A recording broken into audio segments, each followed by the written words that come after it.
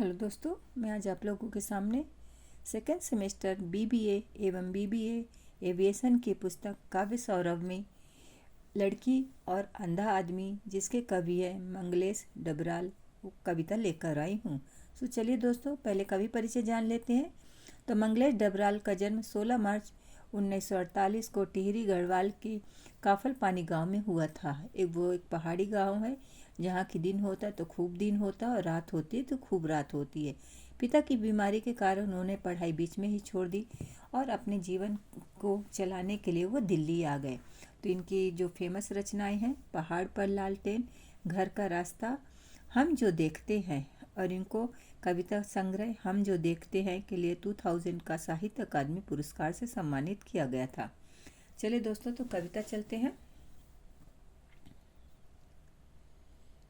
उधर नहीं इधर से चलो, उधर भीड़ है, गाड़ियां हैं, उनके मालिक हैं, उनकी शक्ल से मिलते जुलते कुत्ते हैं, कुछ हैं जिस पर वे टूटे पड़ रहे हैं। वे तुम्हें रास्ता नहीं देंगे, नहीं बताएंगे आगे एक गड्ढा है, एक दीवार है या फाटक है जिस पर लोहे की नोकें लगी हैं, तुम लाठी ठक ठकाते रहोगे।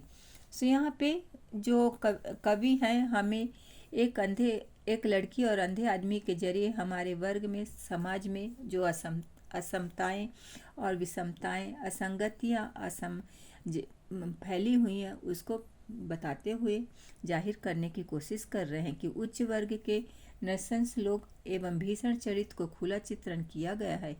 लड़की अंधे आदमी को राह दिखाते हुए बता रही है कि तुम इधर से चलो, उधर भीड़, उधर से चलो, इधर नहीं उधर से चलो, उधर भीड़ और गाड़ियां हैं और उनके मालिक हैं, उनकी ही शक्लें, उनके ही रूप से मिलते हुए खूंखार कुत्ते भी वहाँ पे हैं और वे तुम्हें रास्ता नहीं देंगे। वे इतने खुदगर्ज, इतने मतलब फरस्त, इतने दयाहीन है कि तुमसे नहीं बताएंगे कि आगे एक गड्ढा है, तुम गड्ढे में गिर जाओगे, आगे दीवार है या फाटक है, फाटक से तुम्हें चोट लग सकती है, फाटक पर कीलें जमी हुई है, उधर से तुम आगे नहीं जा पाओगे, तुम सिर्फ लाठी ठकठकाते रहोगे, लाठी से तुम टटोलते रहोगे कि तुम्हारा रास्ता कहाँ है, बट वो लोग तुम्हें नहीं बताएंगे। आगे चलते हैं दोस्तों। उधर नहीं इधर से चलो, तुम अक्सर भटक जाते हो दीवारों को काटती दीवारों के इस व्यू में, पर जिनके पास आंखें हैं वे भी भटके हुए हैं। वह जो लोलुप आंखों से इस तरफ घूर रहा, सबसे कीमती चश्मा लगाए हुए है, वह जो एक औरत को गालियां दे रहा है, सबसे अच्छे कपड़े पहने हुए है, जो सबसे सुंदर दिखता है, मूर्खता से भरा हुआ है, जो उत्साह से दौड़ा जाता है, किसी को बचाने के लिए नहीं दौड़ रहा, तुम देख नहीं पाते उनकी करुणा। सो कवि अंधे आदमी के माध्यम से बता रहे हैं कि अंधे होने की वजह से तुम अक्सर कहीं कहीं जाते हो, जहाँ जाना चाहते हो वहाँ पे नहीं जा पाते और रास्ता भटक जाते हो। ये तुम्हारा कोई कसूर नहीं है, ये तो तुम्हारी आँख ना होने के कारण है, क्योंकि जिनकी आँखें होती भी है तो वो लोग भी रास्ता भटक जाते हैं, उन्हें भी रास्ता दिखाई नहीं देता, उनकी आँखों में लालच का चश्मा लगा हुआ है और वो मेरी तरफ से आँखों घूर रहे हैं। सबसे कीमती जो चश्मा लगाया हुआ आदमी है, मतलब बहुत पैसे वाला आदमी है, जो कि एकदम अच्छा वेल मेंटेन है, अब औरत को गाली दे रहा है। मतलब यहाँ पे औरत का कोई मान और सम्मान नहीं दे रहा कि औरत को कितना मान और सम्मान देना चाहिए।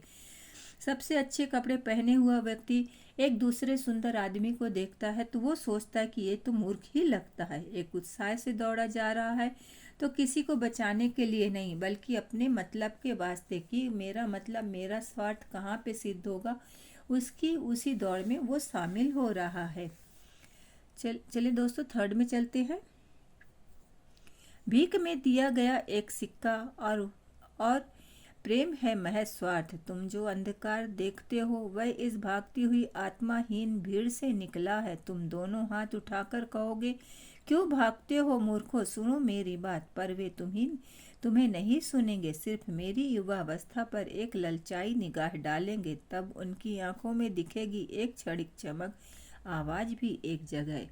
सो यहाँ पे कवि बता रहे हैं अंधे आदमी के माध्यम से कि अंधा आदमी कितना मजबूर होता है। इनके लिए करुणा का मतलब होता है भीख में दिया गया सिक्का। अगर वो पैसे वाला या उच्च वर्ग व्यक्ति अगर किसी को दया भी दिखाता है तो वो सोचता है कि वो हमें भीख में देते हैं। जिस तरह से भीख में हम किसी को 1 रुपया दे देते, 1 का सिक्का देते हैं, उसी तरह से वो समझता है। प्रेम का मतलब सेल्फिश समझता है, स्वार्थ समझता है।